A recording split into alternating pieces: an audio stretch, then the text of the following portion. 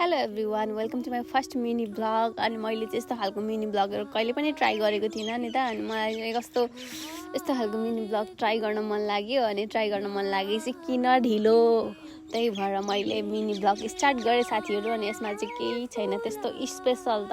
अनि जस्तै मैले मेरो काम गरेको यत्तिकै बनाइरहेको। अनि आज चाहिँ मैले मुला उखाल्नु पर्ने थियो। हाम्रो चाहिँ अलिअलि मुलाहरू थियो खेतमा त्यत्तिकै।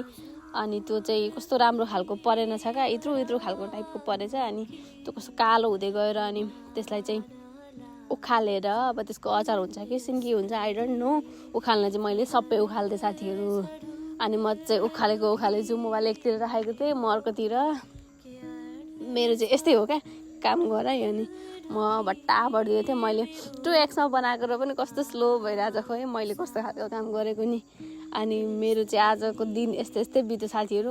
अनि मैले त्यस्तो खालको मिनी ब्लग ट्राई गर्न चाहिँ मलाई पहिलेदेखि नै इन्ट्रेस्ट लागेको थियो। तर फेरि कस्तो बोलेर बनाउन यति गाह्रो हुन्छ जस्तै गाह्रो भए पनि मैले फाइनली मेरो मिनी ब्लग स्टार्ट गरिसकेँ साथीहरू। अब चाहिँ म कन्टिन्यू दिनमा एउटा मिनी ब्लग डाल्ने कोसिस गर्नेछु साथीहरू।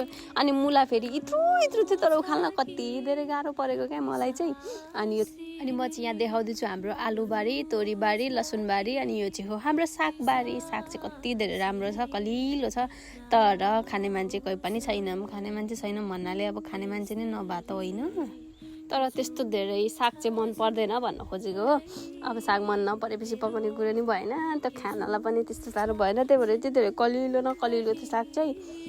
अनि मैले चाहिँ सबै टिपिदिएँ फेरि माथि फेदैसम्म। अनि मम्मीले भए चाहिँ यस्तरी टिप्नु हुन थियो, मैले चाहिँ सबै नै बटार बुटुर पारेर टिपिदिएँ साथीहरू। अनि मैले यसरी नै टिपेर मैले चाहिँ सबै साग भ्याएँ। यस्तो बटार बुटुर गर्ने काममा चाहिँ म एकदम छिटो हो, म एकदम एक्सपर्ट हो नि त। अनि मलाई त्यस्तो काममा चाहिँ कसैले पनि भेट्न सक्दैन साथीहरू। अनि त्यही भएर म बटार बुटुर पारेर आफ्नै स्पिडमा गर्दैछु। अनि यहाँ हेर्न सक्नुहुन्छ बिफोर कस्तो थियो अनि आफ्टर कस्तो छ।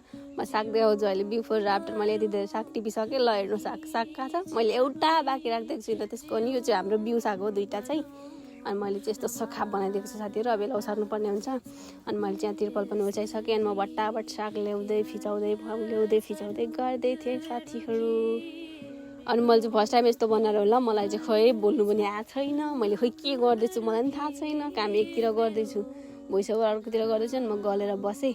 अनि बसेर त हुँदैन, मैले उठ्नुपर्छ, मेरो ब्लग एन्ड गर्नुपर्छ जस्तो लाग्यो साथीहरू। ल thank you for watching guys, bye bye, love you all.